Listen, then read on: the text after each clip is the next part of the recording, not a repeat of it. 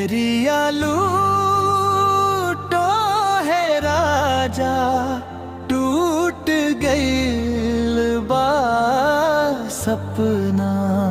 तोहरा बिना सूना लागे हर दिन हर अपना।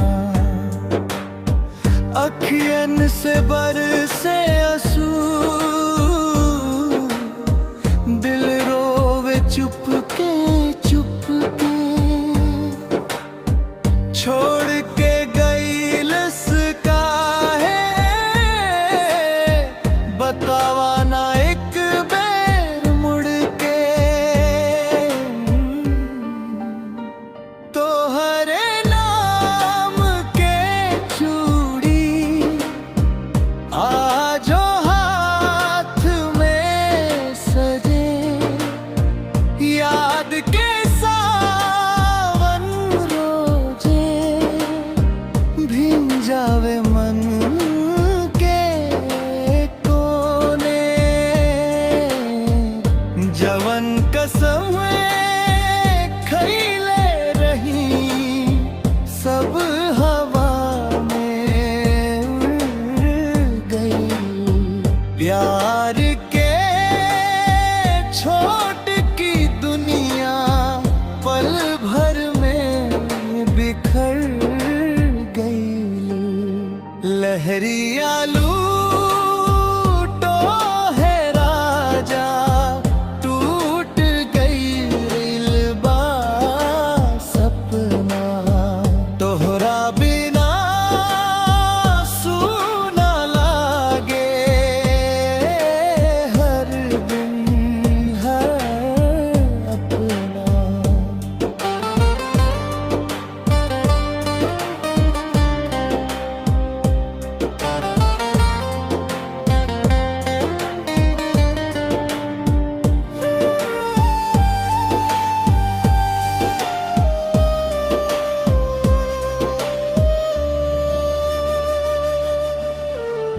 रात भर जागी हम, तारा गिन गिन रोई। दिलवा के दर्द के बात अब केकरा से कहीं। लौट आव से एक बेर ऐ सजना हमारे। तोहरा बिना अधूरा बा ई जिंदगी के संसार। समापन लहरिया लूटो है राजा, सुन ले दिल के पुकार। टूटल प्रेम के डोरी जोड़ दे यार।